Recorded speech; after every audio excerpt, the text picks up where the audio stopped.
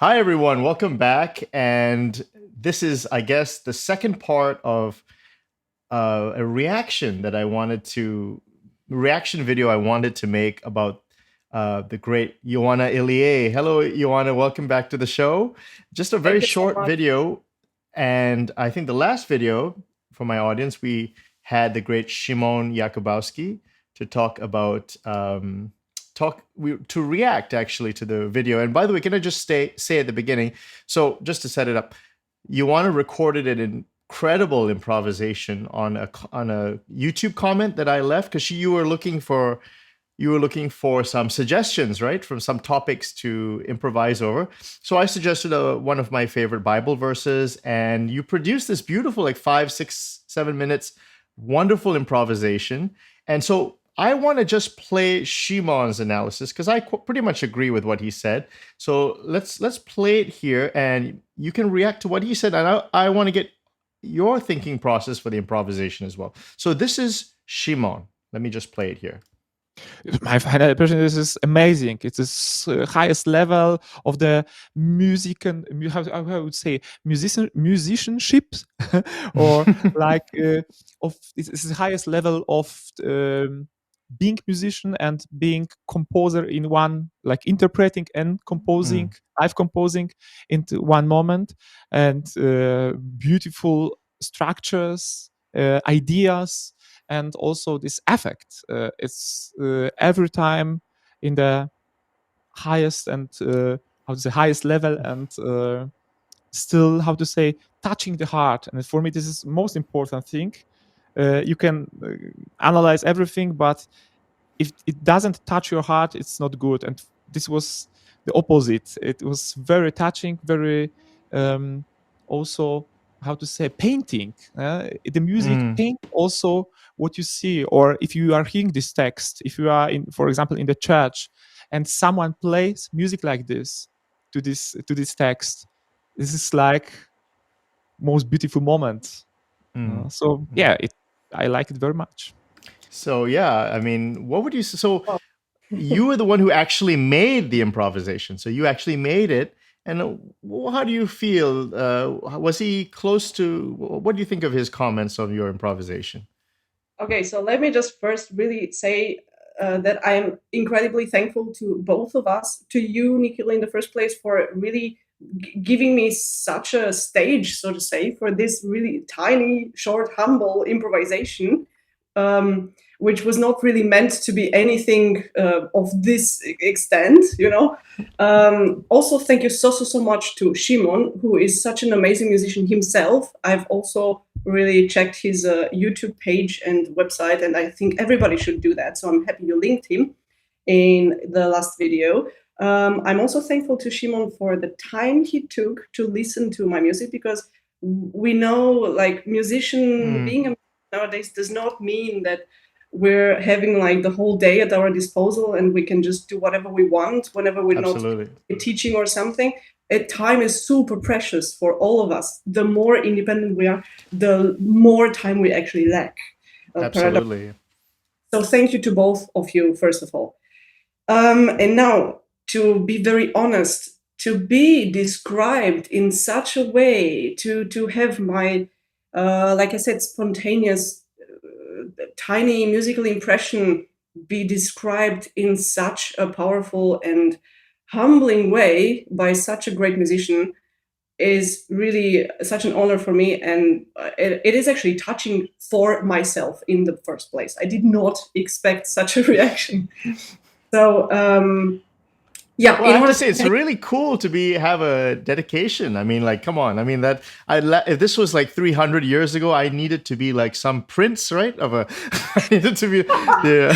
Yeah, well, this is the good thing about it. You know, nowadays there's no conditions like that, because music is just as much a form of communication and expression as an email, you know, can be. And so, to me, this whole challenge series and so on and so forth is about two things. In the first place, it's about connecting with people all over the world, absolutely regardless of where they live and whether they're musicians or not.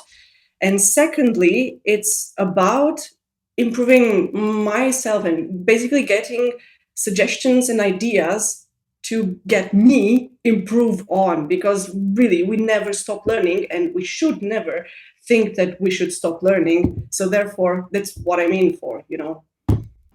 Yeah. No, so you said this was something that I guess it must have been so natural for you, right? You said here, look, in your description, I have never had to improvise on a quote like this before. So I hope my video does the words the justice they deserve. So w- I had no idea. So, like, for instance, what were you kind of thinking for suggestions? Were you thinking of like, what kind of suggestions were you thinking of?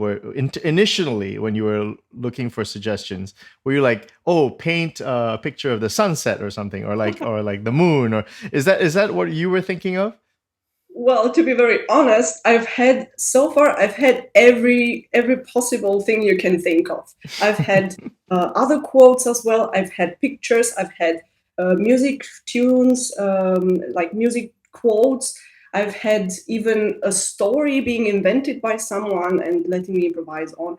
I've had all kinds of things, literally. And so, so to say, the fact that it was a quote was not the surprising thing. It was Mm, rather the power that it imposed, so to say, you know, mm, and also the fact that now, quoting also Szymon, the fact that it's such a short text, you know, improvising on quotes is, just like he said, really quite a thing, because again, like he very rightly said, you need to really decide what you want to depict with your improvisation, what you want to mm. transmit through the music. So you have to decide from that already scarce material, you know, which is supposed to be very meaningful, um, and weigh a lot. Like, what is your aim? You know, what do you focus Right. on? Right, right. That's a very well said, and I feel like I said at the end that it's so hard to find classical improvisers. Now, I mean, there's at least a couple now, but I feel like it really are like precious gems. It's just hard to find. It's just very hard to find. I mean, like jazz. I come from the jazz world in my training, and there's plenty of jazz musicians, but classical music just doesn't have that many people, and so just anything, because that music has always been difficult. I mean, it's like a almost impenetrable. But I remembered when I had jazz. There were always great musicians who could sort of pastiche. They could kind of like take a little bit of Debussy and do something with it, or have a little bit of Bach.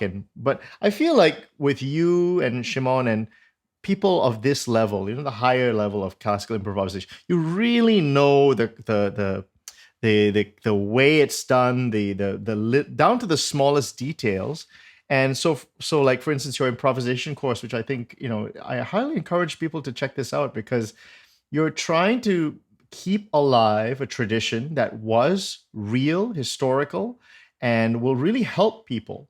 And I only, I wish that when I was 18, back at 18, starting college, I had something, this sort of thing. And this is hopefully a gift I can give to other people to just point them in the right direction. So thank you so much for your improvisation. And I can just directly tell you, I was going to comment, but I just felt, I want to really, let's make something out of this. So I thank you so much. I loved it. I thought it was wonderful. I think you did the text justice. And yeah, I mean, for everyone, just I'm a fan of your work, and I just hope you'll keep going. And I hope you'll, because we're not, there's not many, but I think that if we talk about this more and we show that it's possible, because it's easy to talk about theory. We can talk endlessly about theory, but I like to see practical musicians. I like to see people who can actually do this. There's a couple of YouTube channels that do this, and so I just want to promote these channels, like yours, for instance, and your career, that just keep doing. And I just hope the children of the next generation get to start with this, rather than have to think of this as just like a side thing, just, oh, it's just a problem. This should be like because it should inform everything. I have a son. I have 2 children, and I would love for them to have what I never had. Just this kind of learning about figured bass and learning about improvisations, form, and so I mean, I think it's if anything I can do, I think I'm always going to promote you and people like you. So thank you so much, Ioana. Do you want to have a comment on that? Can you just say something about that improvisation? Like, what was your mind thinking in that moment? Okay, so let me just rewind a tiny little bit. What was I thinking in the first place, actually, when I read the quote? I was thinking that I wanted to capture the grandeur of the meaning, of the meaningfulness of the text. However, I sat at the piano, and what I normally do, what I do is like to just think a little bit about what I'm aiming to express before I start an improvisation. And I remember having set up everything, camera lights and so on and so forth.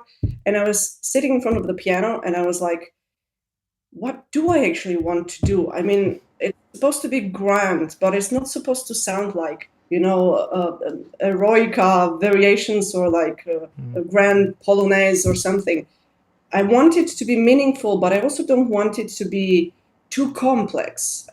Somehow, everything I was thinking of had also somehow an opposite, let's say, concept that was kind of impeding the first one to go through. So I was just thinking, okay, let me just look at the text again. What are the words that I really, really want to transmit? And the words basically were, again, like Szymon so rightly heard and perceived out of this improvisation, the words most important to me were distress, followed by but have confidence. So the distress, I thought, okay, I want to have distress, but it's like, so to say, a peaceful distress. It's not like, it's not depression, and it's also not kind of like, I'm going to smash the windows because I'm so angry. It's like this sort of distress because you know that there's distress, but you can't really do anything about it. Kind of like a helplessness as well. And then this but have confidence. This but have confidence to me was more important than the distress. So actually, in the end, all I wanted to do was to instill the feeling of, distress. It sounds a bit sadistic in the listener. However, throughout the improvisation, I wanted to get to the point where there's like a little like brim of light as well, which kind of changes the whole perspective, not the situation, because there's still distress, but the perspective. And that's what I tried to, so to say, to change harmonically towards the end of my improvisation, where I all of a sudden also made like some some modulation, which then somehow returned to the major key of the one I had started in. Made the major transition, the transition to the major, which was before minor. Let's put it that way. Right. Now, did you, in your mind, were you thinking, okay, this is going to be 5-6 minutes? Is that your mind? How did you like form? Can you talk about form? Yeah, exactly. That's actually another one of the things which is really not so easy to impersonate, because of course I do have a form in my mind, but then while I'm playing, very often I have to either make compromises or, I don't know, depending on what I'm focusing on, sometimes I tend to deviate from that form. However, for this improvisation, I really told myself I don't want it to be too long, because it's distress. You don't want to hear distress for 10 minutes, first of all. And secondly, I also wanted, one says the most powerful things are the things that are they're not trumpeted in the world, and that like someone who gives a speech of 50 minutes and leaves you with, I don't know, hardly any concepts you can leave home with is definitely less impactful than someone who tells you 2 sentences, but you're just shocked by I don't know, the impact that they have on you, and you have to first just get yourself together, after what you've just heard. So I wanted to stay away for too long an improvisation and try to get as quickly as possible to that light. Very good. Very good. Well, I hope that, I feel like, I have a feeling that you won't be able to do much of these challenges for long. What if like you have too many subscribers and like, oh dear, this is like I have to do one for every. I was like, imagine. So I am, for selfish reasons, I'm like, yes, okay, it's done. Like I got, like, imagine if you become like 100 years from now, the great Ioana Ilie, just famous composer. I'm like, well, that's mine. That's dedicated to me. That's in the history books. You can't take that away from me. That is so touching. That's so But nice. anyway, Hey, I just wanted.